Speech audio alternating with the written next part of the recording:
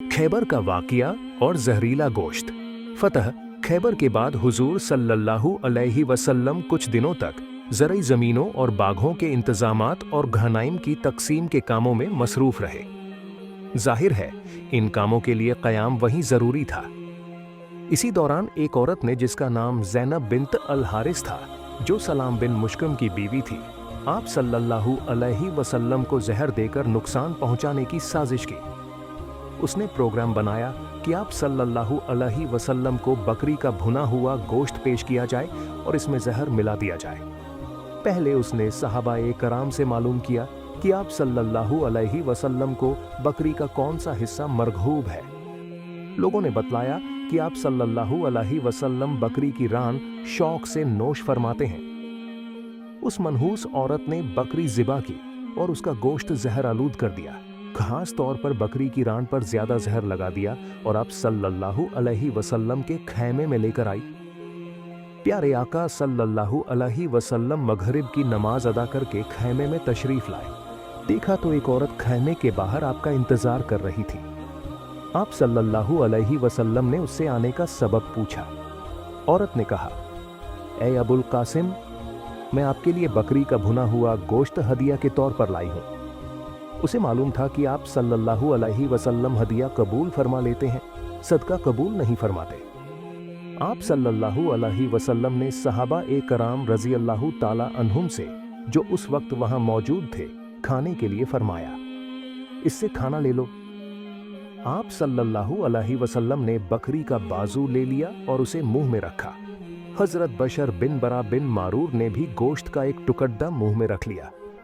अभी आप सल्लल्लाहु अलैहि वसल्लम ने बाजू से मुंह लगाया ही था कि उसने खबर दे दी कि मुझे जहर आलूद किया गया है। आप सल्लल्लाहु अलैहि वसल्लम ने फौरन थूक दिया, अगरचे उसका थोड़ा बहुत असर जुबान पर रह गया। दूसरी तरफ हजरत बशर बिन बरा आप सल्लल्लाहु अलैहि वसल्लम के अदब और लिहाज के सबब खाना न थूक पाए। हालांकि आप सल्लल्लाहु अलैहि वसल्लम ने फरमा दिया था, कोई शख्स यह खाना न खाए, इसमें जहर मिला हुआ है। ज़ैनब बिन्त अल हारिस को तलब किया गया। आप सल्लल्लाहु अलैहि वसल्लम ने उससे दरियाफ्त फरमाया कि खाने में तूने जहर मिला दिया था? उसने अर्ज किया, जी मैंने मिलाया था।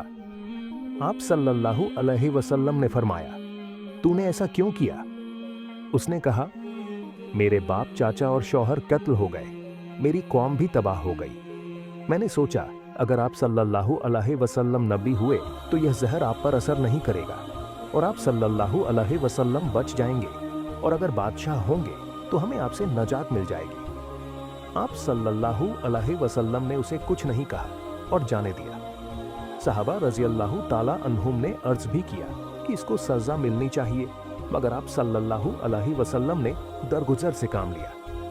अंबिया इकराम की यही शान होती है। जिन सहाबा इकराम ने गोश्त मुंह में रखकर थूक दिया था, उन पर जहर का असर कम था। आप सल्लल्लाहु अलैहि वसल्लम ने उनसे फरमाया कि सर में पछने लगवाएं, यानी फासिद खून निकलवा दें। सहाबा इकराम ने ऐसा ही किया। हजरत बशर बिन बरा जहर के असर से वफात पा गए।